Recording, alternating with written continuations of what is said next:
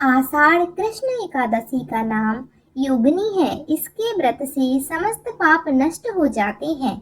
यह इस लोक में भोग और परलोक में मुक्ति देने वाली है। यह तीनों लोकों में प्रसिद्ध है। इसकी कथा इस प्रकार है। स्वर्ग धाम की अलकापुरी नामक नगरी में कुबेर नाम का एक राजा राज्य करता था। वह शिव भक्त था और प्रतिदिन शिव की पूजा किया करता था। हेम नाम का एक माली पूजन के लिए उसके यहाँ फूल लाया करता था। हेम की विशालाक्षी नाम की बहुत ही सुंदर स्त्री थी। एक दिन वह मान सरोवर से पुष्प तो ले आया, लेकिन कामासक्त होने के कारण वह अपनी स्त्री से हास्य विनोद और रमण करने लगा। इधर राजा उसकी दोपहर तक राह देखता रहा। अंत में राजा कुबेर ने सेवकों को आज्ञा दी कि तुम लोग जाकर माली के न आने का कारण पता करो, क्योंकि वह अभी तक पुष्प लेकर नहीं आया। सेवकों ने कहा कि महाराज, वह पापी अति कामी है, अपनी स्त्री के साथ हास्य विनोद और रमण कर रहा होगा। यह सुनकर कुबेर ने क्रोधित होकर उसे बुलाया। हेम माली राजा के भय से कांपता हुआ उपस्थित हुआ। राजा कुबेर ने क्रोध में आकर कहा, अरे पापी नीच कामी, तूने मेरे परम पूजनीय ईश्वर के ईश्वर श्री शिवजी महाराज का अनादर किया है। इसलिए मैं तुझे शाप देता हूँ कि तू स्त्री का वियोग सहेगा और मृत्युलोक में जाकर कोढ़ी होगा। कुबेर के श्राप से हेम माली का स्वर्ग से पतन हो गया। वह उसी क्षण पृथ्वी पर गिर गया।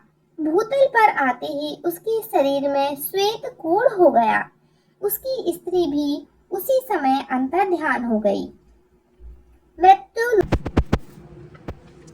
मृत्युलोक में आकर माली ने महान दुख भोगे। भयानक जंगल में जाकर बिना अन्न और जल के भटकता रहा। रात्रि को निद्रा भी नहीं आती थी, परंतु शिव जी की पूजा के प्रभाव से उसके पिछले जन्म की स्मृति का ज्ञान अवश्य रहा। घूमते घूमते एक दिन वह मार्कंडेय ऋषि के आश्रम में पहुंच गया, जो ब्रह्मा से भी अधिक वृद्ध थे और जिनका आश्रम ब्रह्मा की सभा के समान लगता था। हेम माली वहां जाकर उनके पैरों में पड़ गया। उसे देखकर मार्कंडेय ऋषि बोले, तुमने ऐसा कौन सा पाप किया है जिसके प्रभाव से यह हालत हो गई। हेम माली ने सारा वृतांत कह सुनाया। यह सुनकर ऋषि बोले, निश्चित ही तूने मेरे सम्मुख सत्य वचन कहे हैं, इसलिए तेरे उद्धार के लिए मैं एक व्रत बताता हूँ। यदि तू आषाढ़ मास के कृष्ण पक्ष की योगिनी एकादशी का विधि पूर्वक व्रत करेगा तो तेरे सारे पाप नष्ट हो जाएंगे।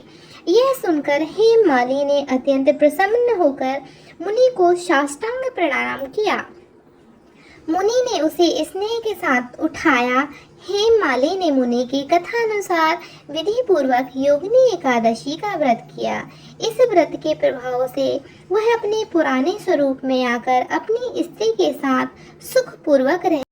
इस व्रत से समस्त पाप नष्ट हो जाते हैं और अंत में स्वर्ग की प्राप्ति होती है।